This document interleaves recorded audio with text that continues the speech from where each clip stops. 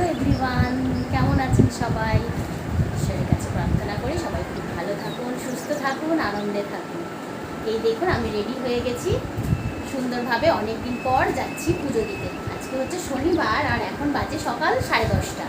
তো রেডি হয়ে বেরিয়ে গেছি। আমি একা যাচ্ছি না, আমার সঙ্গে আরেকজন যাচ্ছে, কিন্তু দুর্ভাগ্য সে বাড়ির থেকে আসার পথে প্রায় ভিজে গেছে এবং বৃষ্টি এখনও কন্টিনিউ চলছে।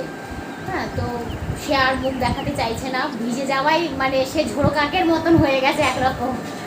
তো ঠিক আছে, আমরা বেরাই। এখন বৃষ্টিটা একটু পড়ছে, পড়লেই আমরা বেরিয়ে পড়বো, পুজো দিতে যাই। রাস্তায় আবার দেখা করবো, আবার কথা বলবো।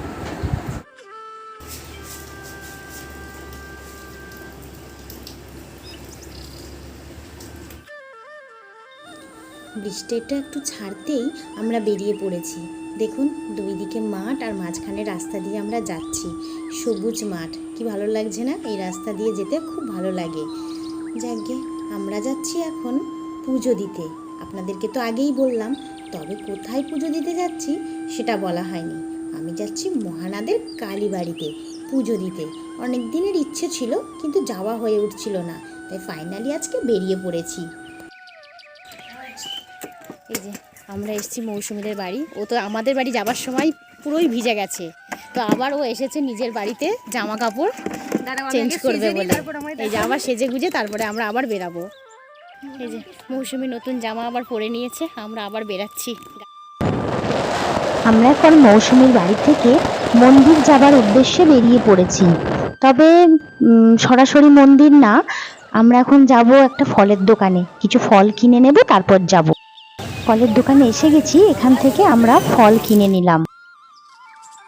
আমরা মন্দিরে চলে এসেছি। এই হলো আমাদের মহানাদের কালীবাড়ি। দেখুন, অবিকল দক্ষিণেশ্বরের মন্দিরের মতো না? কেন বললাম বলুন তো? মায়ের বিগ্রহ আর মন্দিরটা দেখলে আপনারা অবশ্যই একটা কানেক্ট করতে পারবেন। চলুন আমি ঠাকুরকে পুজোটা দিয়ে নিই। এখানে আমাদের আলাদাভাবে পুজো দিয়ে নামগোত্র লেখাতে হয়। খুব সুন্দর ব্যবস্থা, এই ব্যবস্থাটা আমার এখানের খুব ভালো লেগেছে। এরপরে আমরা চলে এলাম ঠাকুর মন্দিরটাকে একটু প্রদক্ষিণ করার জন্য। আমরা 3বার ঠাকুর মন্দিরটাকে প্রদক্ষিণ করেছিলাম। এরপর ঠাকুর মন্দিরে প্রণাম করে নিলাম। পুজো হচ্ছে, তারই মধ্যে একটি পাঁঠা বলি হওয়ার কথা আছে, তো সেই জন্য আমরা পিছনের দিকে এসে একটু বসে আছি।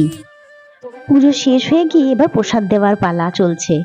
চলুন এবার আমরা গাড়ি নিয়ে বেরিয়ে পড়ি বাড়ির উদ্দেশ্যে। দেখেছেন কিরকম বৃষ্টি হয়েছে, রাস্তা পুরো ভেসে গেছে।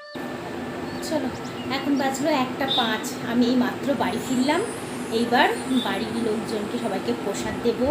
আর দুপুরে রান্না মানে করে রেখেছিলাম, আর একটু বাকি আছে, সেইটুকুনি ঝটপট করে সেরে নিয়ে এবার দুপুরের খাবার খাবো। চলো বন্ধুরা, আমার আজকের ব্লগটা এই পর্যন্তই। আবার দেখা হবে নতুন একটা দিন, নতুন একটা ব্লগের সঙ্গে। এখন তো আর আমি শুভরাত্রি বলতে পারবো না, তাই অবশ্যই বলবো গুড মর্নিং।